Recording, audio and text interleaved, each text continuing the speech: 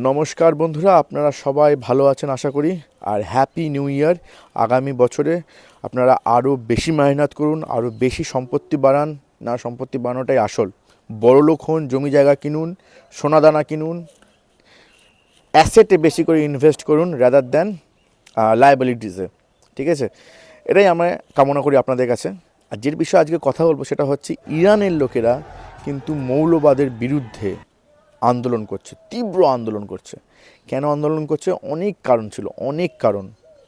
600 সবচেয়ে বড় কারণ যেটা যেটা সামনে আসছে না, বাট ওটাই আসল কারণ। ইরানের পুলিশ, রিলিজিয়াস পুলিশ, 600 জন তো অফিসিয়ালি, আনঅফিসিয়ালি প্রায় 600 জনের বেশি মহিলা মেরে ফেলেছে কাস্টাডিতে। আমি জানি না কেন সব জায়গায় মহিলাদের উপরই এত অত্যাচার করা হয়। আই ডোন্ট নো কী এমন আছে। তর্ক করতে পারছি না, মারো পিটাও। তর্ক করা শিখতে হবে, ওটাই বুদ্ধিমত্তার আসল পরিচয়। কথাকে কথা দিয়ে কাটতে হবে। কথাকে কথা দিয়ে যদি কাটতে না পারো, তার মানে আমি মেরে ফেলবো, এটা হবে না। ইটস নট ট্রু, এটা করা যাবে না। কিন্তু ভারতবর্ষে এমনকি পশ্চিমের কিছু দেশেও এটা হচ্ছে, হয়ে আসছে। এছাড়াও যেটা সবচেয়ে বড় কারণ, আজকের দিনে যেটা ক্যাটালিস্টের মতো কাজ করেছে, বুম করে ফেটে গেছে যেটা, সেটা হচ্ছে $1 ইজ ইকুয়াল টু 14 লক্ষ রিয়াদ। মানে ইরানের লোকজনরা সুটকেসে করে টাকা নিয়ে যাচ্ছে, আর ওখান থেকে একটা পেঁয়াজ, একটা আলু, একটু চাল, একটু ভাত নিয়ে আসছে। মানে নিজের পরিবারের বাচ্চাদের খাওয়াচ্ছে, বাবা মা খাচ্ছে না, এই রকম অবস্থা।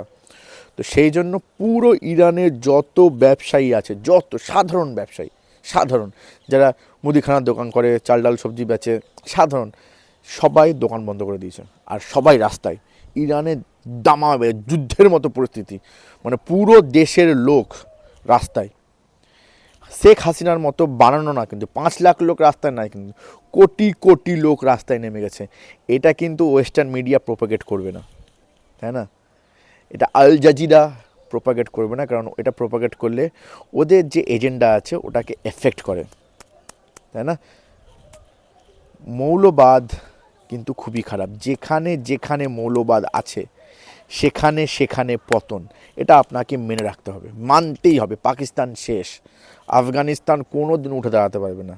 আফগানিস্তানে ভাবুন না কি রেবেলে মেয়েদের উপর অত্যাচার হয়, বলে কিনা ক্লাস 6-এর পর মেয়েরা আর পড়াশোনা করতে পারবে না। এটা সম্ভব? এটা কি সম্ভব? এটা কি আজকের বাস্তব দুনিয়ায় চলে? চলে না। আজকের যে প্রেজেন্ট ওয়ার্ল্ড আছে এখানে চলে না। আজকের পৃথিবী হচ্ছে আর্টিফিশিয়াল ইন্টেলিজেন্সের পৃথিবী, ইন্টারনেট পাস্ট, ইন্টিগ্রেটেড সার্কিটের পৃথিবী, মাইক্রো প্রসেসরের পৃথিবী, ঠিক আছে, এমবেডেড সিস্টেমের পৃথিবী, মেশিন লার্নিংয়ের পৃথিবী। আজকের ডেটে ওই ধরনের 1400 বছর পুরনো যে মেয়েরা পড়াশোনা করতে পারবে না, মেয়েরা বাইরে বেরোতে পারবে না, মেয়েরা এটা করতে পারবে না, মেয়েরা ওটা করতে পারবে না, সম্ভব না, সম্ভব না, কখনোই সম্ভব না, করা যাবে না। কারণ আছে, আমি বলছি। তার কারণ হলো এটাই, একটা দেশের জনসংখ্যাকে যদি ভাগ করি, প্রায় 50% পুরুষ হয় আর 50% মহিলা হয়।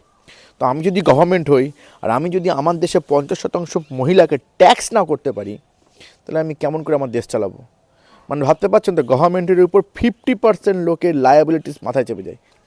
যেমন ওরা কিছু ইনকাম করছে না, ওদের ওখানে কোনো টাকা ঘুরছে না, ওরা কিছু জেনারেট করছে না, ওরা খালি ঘরে বসে আছে। এটা করলে হবে না। আমাদের দেশের মহিলাদেরকে কাজে নামাতে হবে, ওদেরকে ইঞ্জিনিয়ার্স বানাতে হবে, ডাক্তার বানাতে হবে, পাইলট বানাতে হবে, ওদেরকে ডাটা সায়েন্টিস্ট বানাতে হবে, আর অনেক বড় বড় কাজ করাতে হবে। বুঝতে পেরেছেন তো? Otherwise it will be impossible to run a modern government. এটাই হচ্ছে আসল ফেমিনিজম, এটাই আসল feminism.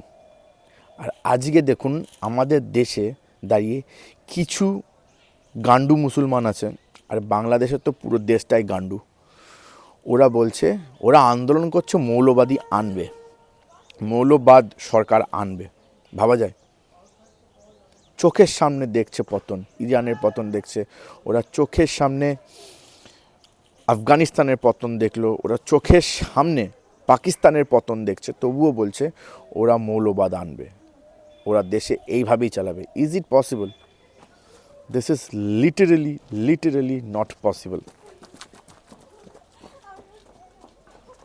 This is literally not possible, কোনোভাবেই সম্ভব নয়।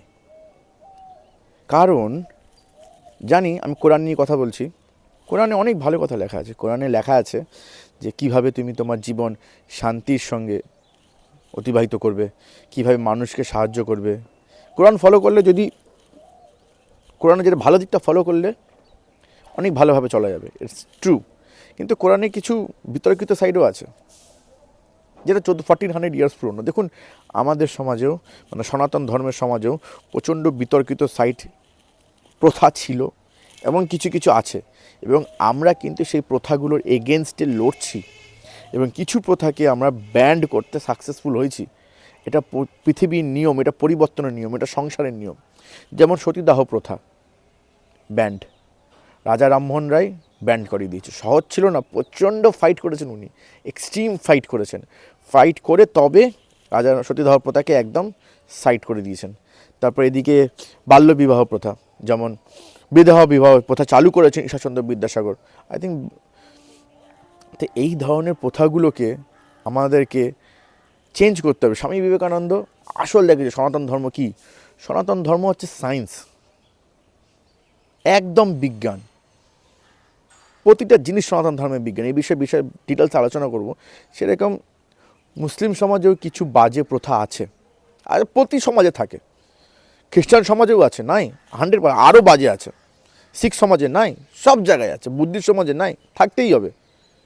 একটা দিকে ভালো দিক থাকলে তার খারাপ দিকেও থাকতে পারবে, কিন্তু সেটাকেই ধরে রাখতে হবে, সেটাকেও আজকের দিনে ইমপ্লিমেন্ট করতে হবে। এটা করা যাবে না ভাই, একটা মেয়েকে জোর জবরদস্তি করা যাবে না। মেয়ে বিশাল পাওয়ারফুল জিনিস, মহিলা বিশাল বিশাল বিশাল পাওয়ারফুল জিনিস। দেখুন এটা কি ভালো হচ্ছে যে ইরানে, যে এটা সবাই দেখছে, হিজাবের এগেনস্টে আন্দোলন হচ্ছে, যে মেয়েরা হিজাব টিজাব খুলে অর্ধ উলঙ্গ হয়ে রাস্তায় আন্দোলন করছে। এটা কি ভালো? আপনারা বলুন, এটা কি ভালো? ভালো নয় না। মানে কতটা মহিলাদের উপর অত্যাচার করলে মহিলারা প্রায় অর্ধ উলঙ্গ হয়ে রাস্তায় নেমে যায়। আর আজকে বাংলাদেশের লোকেরা ঠিক সেম জিনিসটা বাংলাদেশে চাইছে। এই যে এত উন্নতি বাংলাদেশের ছিল কিছুদিন আগে, ওয়ার্ল্ডের ইন্ডাস্ট্রিয়াল মানে গার্মেন্ট ইন্ডাস্ট্রির 5% ম্যানুফ্যাকচারিং, তাই প্রায় তারও বেশি বাংলাদেশে হতো। এভরিথিং, প্রায় almost every hoodie, every jeans was manufactured in Bangladesh. এটা কি হলো? কি করলেন আপনারা? তুলে ছুঁড়ে ফেলে দিলেন। বলছেন এখন আমরা ইসলামিক শাসন করব, ভারতে অ্যাটাক করব, হিন্দুদের মারব। পারবেন? পারবেন না কিন্তু। It is not possible. আমরা জানি আমরা হিন্দুরা পুরো বিশ্বে মাইনরিটি, কিন্তু পুরো বিশ্বের মুসলমান কিন্তু আপনাকে সাপোর্ট করবে না। বাংলাদেশিদের বলছি, এবং ভারতের কিছু মুসলমানদেরও বলছি, পারবে না করতে। It's not possible. আরব সাগর পার করে ভারতবর্ষে এসে যুদ্ধ করার মতো ক্ষমতা কোনো মুসলমান দেশের নেই। অথবা হিমালয় পর্বতমালা পার করে পাকিস্তানের থ্রু দিয়ে ইন্ডিয়াতে যুদ্ধ করবে, ইটস নট পসিবল।